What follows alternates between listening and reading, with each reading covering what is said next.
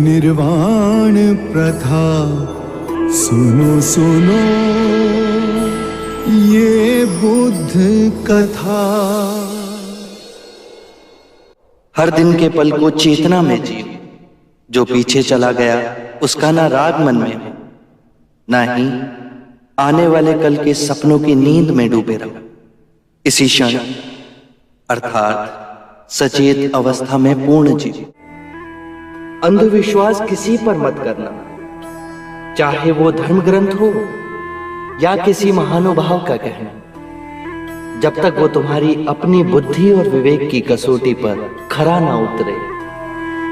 4 आर्यक सत्य हैं।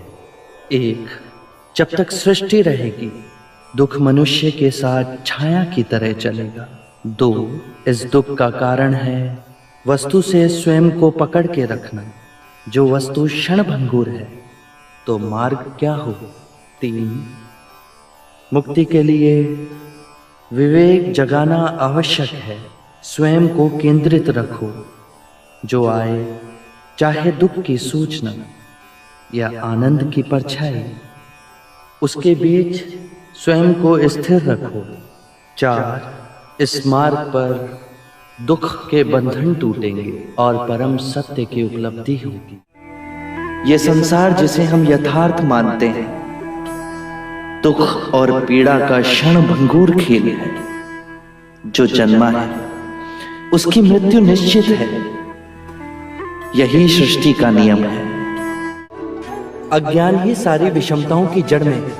अज्ञान ना पूजा न व्रत ना चढ़ावों से समाप्त होता है। अज्ञान केवल ध्यान से दूर होगा। सौंदर्य अनित्य है, इसीलिए भाव बोध से मुक्त पुरुष न सुंदरता से सम्मोहित होता है और न ही कुरूपता से विरक्त। जिस क्षण तुम्हारे अंतर में ये भाव उत्पन्न हुआ कि तुम पाप कर रहे थे, उसी क्षण तुमने स्वयं अपनी मुक्ति के मार्ग पर पहला पग धर दिया है। सत्य के मार्ग पर चलते हुए 2 भूल हो सकती है। पहला, पूरा रास्ता तय ना करना और दूसरा, उसे आरंभ ही ना करना। घृणा से घृणा नहीं मिटाई जा सकती। घृणा मिटती है केवल प्रेम से, और ये प्रकृति का अटल सिद्धांत है। जीवन मरण हर मनुष्य के जीवन का क्रम है। यदि हम चैतन्य हो इस पूरे विधान को समझें तो हर दिवस ऐसा जीवन जी सकते हैं जहां शांति, सद्बुद्धि, आनंद, संतोष का सर्वदा वास होगा। जोश से भयंकर कोई अग्नि नहीं, घृणा से भयंकर कोई जानवर नहीं, अविवेक से बढ़कर कोई जाल नहीं, लालच से बढ़कर कोई बाधा नहीं। व्यक्ति का मन ही उसका सबसे बड़ा शत्रु है, जो उससे अनुचित कार्य करवाता है। हम जो सोचते हैं उसका ही परिणाम बनते हैं। अच्छा विचार अच्छा परिणाम देता है, बुरा विचार बुरा परिणाम। ये प्रकृति का अटल नियम है। करुणा से ही हम दूसरे जीव की पीड़ा समझ सकते हैं, उसका दुख दूर कर सकते हैं। हम कितनी भी पुण्य की बातें पढ़ लें, कह लें, जब तक वो आपके अपने कृत्य ना बन जाए तब तक कोई लाभ नहीं। आत्ममुक्ति के 3 चरण हैं, शीलाचार, ध्यान और ज्ञान। शीलों का आचरण करने से ध्यान साधना बढ़ती है। ध्यान साधना से ज्ञान का उदय होता है, जिससे शीलों का गहन आचरण संभव होता है। इससे हम लोभ, क्रोध और अज्ञान से मुक्त होकर आत्म मुक्ति, शांति और आनंद की प्राप्ति कर सकते हैं। इस शरीर रूपी जन्म में ही नहीं, शरीर के पश्चात वाली यात्रा में भी जैसा कर्म होगा वैसा ही फल होगा। जीवन का रहस्य है भय से मुक्त होना। कल क्या होगा, तुम्हारा या मेरा क्या होगा, किसी पे निर्भर ना होना।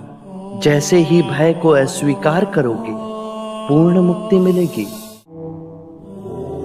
धर्म और संघ हम सब के अंतर में है।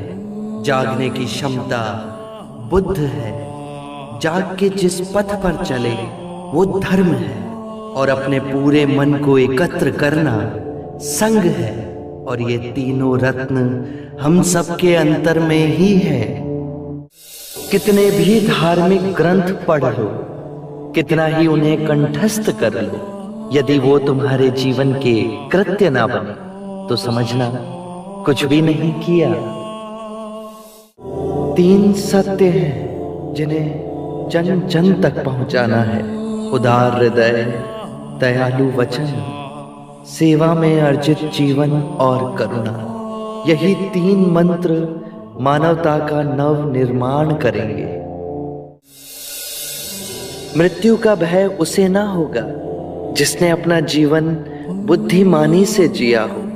ये शरीर तो नश्वर है, पर मेरी वाणी, मेरे सूत्र बन सदैव आप लोगों के पथ को प्रकाशमयी करेंगे। अपो दीपो भव, अपना दिया स्वयं बनना, अपने बुद्ध को पहचानना। जागो और धर्म के मार्ग पे चलो, अपने अंतर के संग को साधो, अपनी शरण में जानो, किसी को ना खोजना। जो है सब अस्थिर है, उसके बीच स्थिर रहना, परिश्रम से निरंतर संघर्ष करना, कभी हार ना मानना। शरणं गच्छामि, धम्मं शरणं गच्छामि,